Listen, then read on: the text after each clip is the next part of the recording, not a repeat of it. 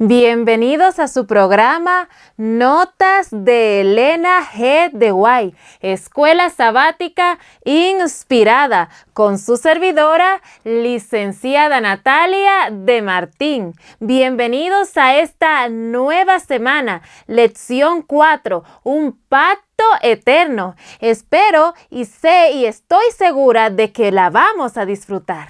Bienvenidos al sexto día. Viernes 23 de abril, para estudiar y meditar. Y voy a leer en el libro Patriarcas y Profetas, capítulo 7, bajo el título El Diluvio. Y voy a leer la página 80 y 81. Dice lo siguiente: Dios había dado a los hombres sus mandamientos como norma de vida, pero su ley fue quebrantada. Y como resultado cometieron todos los pecados concebibles. La impiedad de los hombres fue manifiesta y osada. La justicia fue pisoteada en el polvo, y las lamentaciones de los oprimidos ascendieron hasta el cielo. La poligamia había sido introducida desde temprano contra la divina voluntad manifestada en el principio.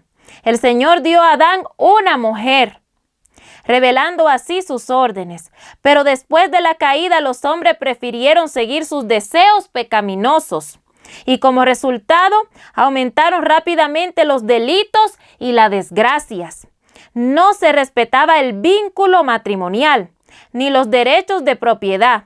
Cualquiera que codiciaba las mujeres o los bienes de su prójimo, los tomaba por la fuerza, y los hombres se regocijaban en sus hechos de violencia.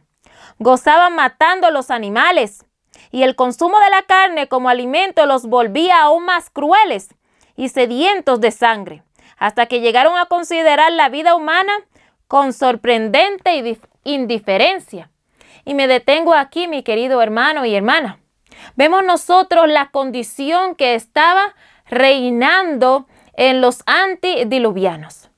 Vemos cómo ellos se comportaban, cómo ellos, el Señor le había dado el ejemplo de Adán y Eva con una sola mujer. Pero vemos que en ese tiempo, bajo el pecado reinante, en ese momento totalmente depravados, y algo muy interesante vemos aquí en la última parte que le he leído, sobre que gozaban matando a los animales, y el consumo de carne como alimento los volvía aún más crueles y sedientos. Hay un secreto aquí para identificar la causa de este desenfreno total. Una de las principales causas era el consumo de la carne. Oh, mi querido hermana o hermano, vemos nosotros que el Señor nos ha indicado en consejos sobre el régimen alimenticio que no debemos comer ni un gramo de carne. Entonces, mi querido hermano, si usted está consumiendo carne, le informo que está en pecado y que es muy posible que esté teniendo usted ese tipo de conducta, porque vemos en nuestro medio adventista que no se respeta el matrimonio, porque actualmente vemos como muchos divorcios. Se ha aumentado la cantidad de divorcios en nuestro medio adventista. Y vemos también que un hombre tiene no solo una mujer, sino que tiene 2 y 3 mujeres. No solo una mujer, 2 y 3 mujeres. Y supuestamente es un adventista. Adventista, ese nombre que quiere decir que espera la segunda venida de Cristo. Pero está en poligamia, que era uno de los pecados de los antediluvianos. Pero está también consumiendo carne. Que vemos nosotros que por esta conducta también vemos en el pueblo adventista, en la hermandad, también vemos los delitos que se cometen. Vemos también cómo hay conflictos. No solamente en los hogares, sino personas conflictivas y adventistas en su trabajo, en su ambiente social donde se desarrollan. Y estos caracteres como lo tienen agresivo, es también por el consumo de productos que el Señor nos ha indicado que no debemos consumir. Desde 1863 llegó el mensaje de reforma pro salud. el cual nos ha indicado a nosotros expresamente el Señor de no más carne. Entonces, si verdaderamente nosotros queremos recibir el sello de Dios, si queremos estar dentro de ese grupo selecto de Apocalipsis capítulo 7, versículo 4, esos 144,000, definitivamente hoy, como hemos visto toda esta semana, tenemos que ser obedientes. Por lo tanto, el Señor nos ha indicado en este libro Consejos sobre el régimen alimenticio, que yo sé que tal vez usted lo tiene ahí, y si lo tiene lleno de polvo, es hora de que lo limpie y pueda buscar en el capítulo Las carnes, y va a encontrar donde la sierva de Dios inspirada indica que no más carne, ni 1 gramo de carne debería entrar en nuestro estómago. Entonces, necesitamos ser obedientes a su palabra. Les estoy leyendo palabras inspiradas. Les estoy leyendo aquí en el libro Patriarcas y Profetas, página 80, la conducta de los antediluvianos.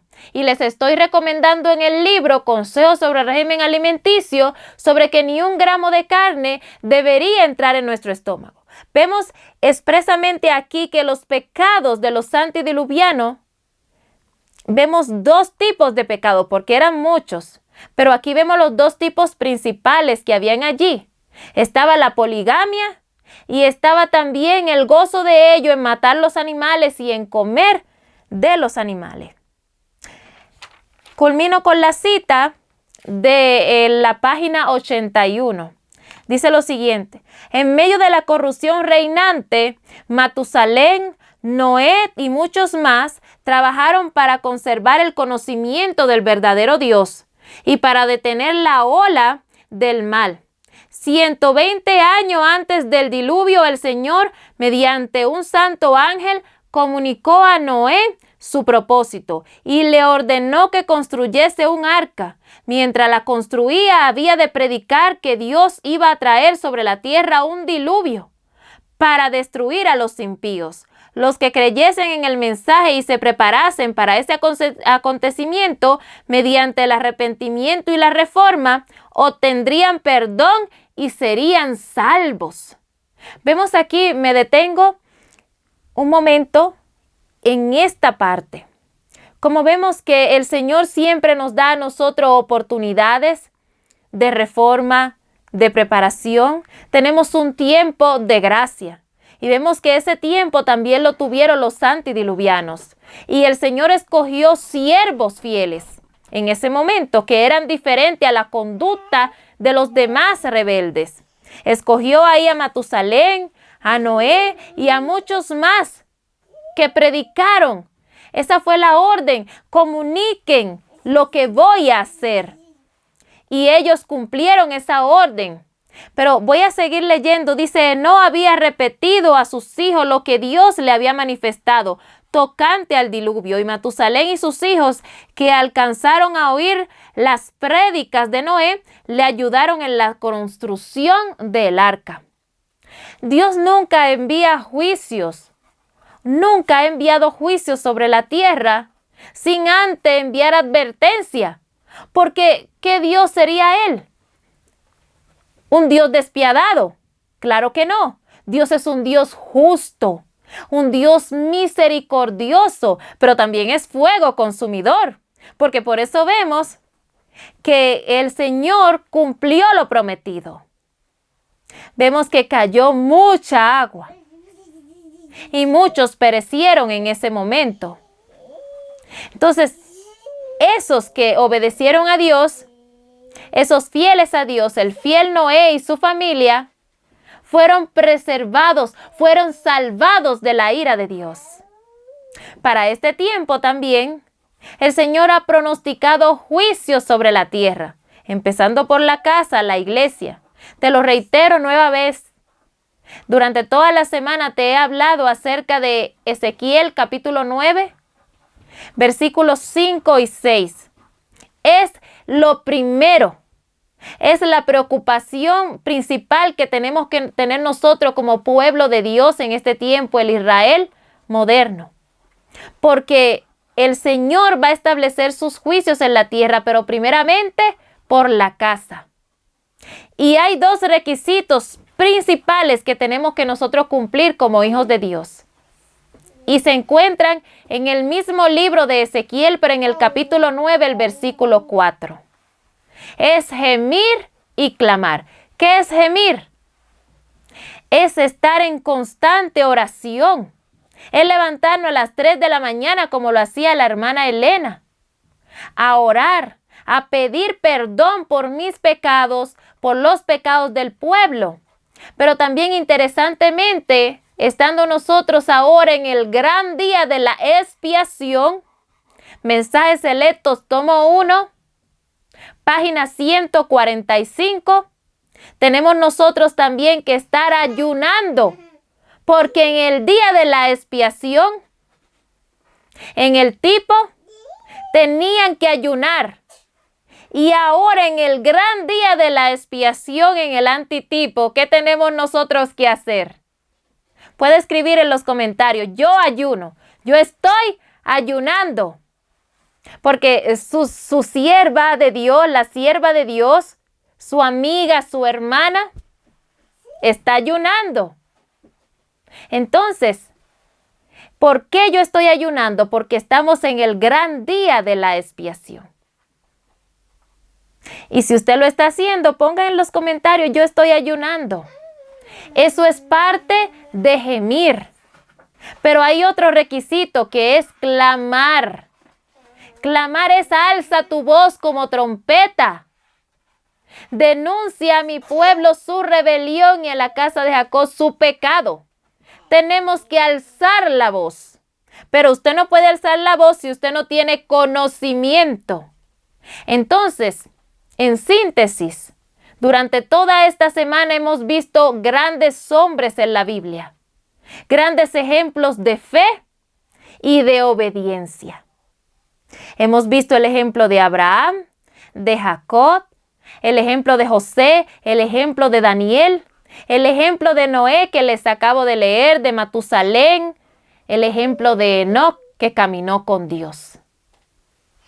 Hoy, ¿qué estamos nosotros haciendo como pueblo de Dios? ¿Qué está usted haciendo? ¿Qué estoy yo haciendo para ser merecedora del sello de Dios? ¿Acaso estoy cumpliendo con estos requisitos? Ya les expliqué estos requisitos de gemir y clamar para recibir el sello. Entonces la oración de nosotros debe ser: Señor, ayúdeme a identificar esos pecados que estoy cometiendo. Ayúdeme a afligir mi alma, a afligirme, a estar en íntima comunicación con usted y a prepararme para lo que viene más cercano. Ezequiel capítulo 9, versículos 5 y 6. Ayúdeme a gemir. Pero también ayúdeme a ser obediente. Ayúdeme a aprender la verdad presente para este tiempo. El mensaje del juicio a los vivos y a poderlo compartir, a alzar mi voz, a no ser cómplice del pecado. Que Dios nos pueda bendecir hoy, día de la preparación. Hasta la próxima. Y esto fue su programa Notas de Elena G. de Guay, con su servidora, licenciada Natalia de Martín. Los invito a ver Escuela Sabática Profundizada con el ministro Enoc Martín, lección 4, un pacto eterno.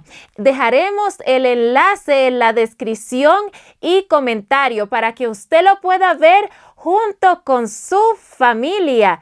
Y bueno, ya que nos está mirando, dele me gusta y comente en la sección de abajo. Comparta para que otras personas también puedan beneficiarse en las diferentes redes sociales. Y bueno, gracias. Hasta la próxima.